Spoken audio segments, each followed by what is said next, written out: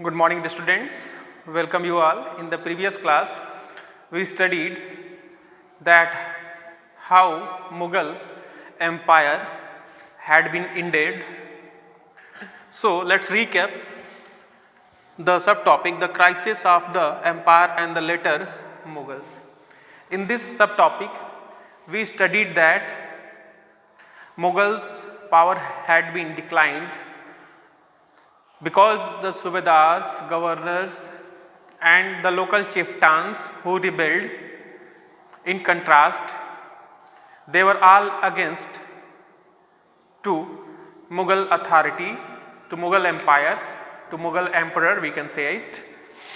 And because of this Mughal empire had been declined, the rebellion of peasants and many more problems that persisted, and because of these they faced a lot of difficulties. Dear student, we will continue the subtopic. The subtopic is the crisis of the empire and the later Mughals. In this subtopic we read that later peasants and zamindars rebellions in many parts of northern and western India added to these problems, and these revolts were sometimes caused by the pressure of mounting taxes, understand, and at the other time they were attempts by powerful chieftains to consolidate their position. So Mughal authority had been challenged by rebellious groups such as local chieftains, peasants, other subedars and governors, understand. So after Mughal emperor Aurangzeb, we get that no one was so powerful that who can continue to rule properly, understand. So the political and economic condition became declined after. We know that rich harvest and empty coffers. During that time we know that peasant has control over the harvest and their lords can't collect taxes and they could not collect taxes, and because of it the administration became impoverished, understand. And dear student, we know that in the midst of economic and political crisis, the ruler of Iran, Nadir Shah, he attacked and plundered the city of Delhi in 1739 and took away immense amounts of wealth. This invasion was followed by a series of plundering raids by the Afghan ruler Ahmad Shah Abdali, who invaded North India 5 times between 1748 to 1700 and 1761. So we get that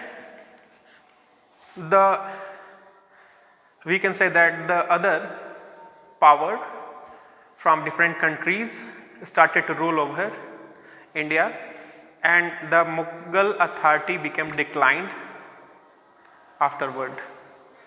And we know that already under severe pressure from all sides, the empire was further weakened by competition among different groups of nobles. They were divided into two major groups or fractions. So the nobles were also divided into two groups. One is Iranis and second one is Turanis, nobles of Turkish descent. For a long time the later Mughal emperors were puppets in the hands of either one or the other of these two powerful groups. So dear student, we know that because this was the worst possible condition when nobles became powerful in two groups, Two Mughal emperors, Farooq Siyar 1713 to 1719 and Alamgir II from 1754 to 1759 were assassinated, understand, murdered, and two others, Ahmad Shah 1748 to 1754 and Shah Alam II 1759 to 1816 were blinded by their nobles. This was the condition, very tough condition, we can say that. The next subtopic, emergence of new states. When with the decline of the authority of Mughal emperors, the governors of large provinces, Subedars, Jamindars consolidated their authority in different parts of the subcontinent. Through, we know that in the 18th century, the Mughal empire gradually fragmented, divided into a number of independent regional states. So broadly, we can say that the state of the 18th century can be divided into three overlapping groups. First, state that were old Mughal provinces like Awadh, Bengal and Hyderabad. They were extremely powerful and quite independent, and the rulers of these states did not break their formal ties with the Mughal emperor. Means that Hyderabad, Awadh and Bengal,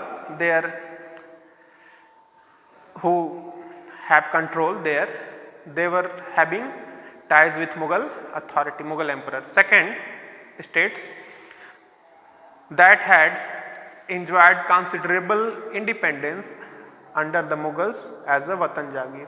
Other one, those who had Watan Jagir's lands under Mughal emperor. These included several Rajput principalities, other Rajputs, we can say that, rulers. Afterward, we know that third one, the last groups included states under the control of Marathas, Sikhs and other like Jats. These were of differing sizes and had seized their independence from the Mughal after a long drawn armed struggle. So other one, Marathas, Sikhs and Jats, they became independent from Mughals and they wanted to extend their territory area, understand. So I hope that you have understood all this subtopic. Thanks for watching the video.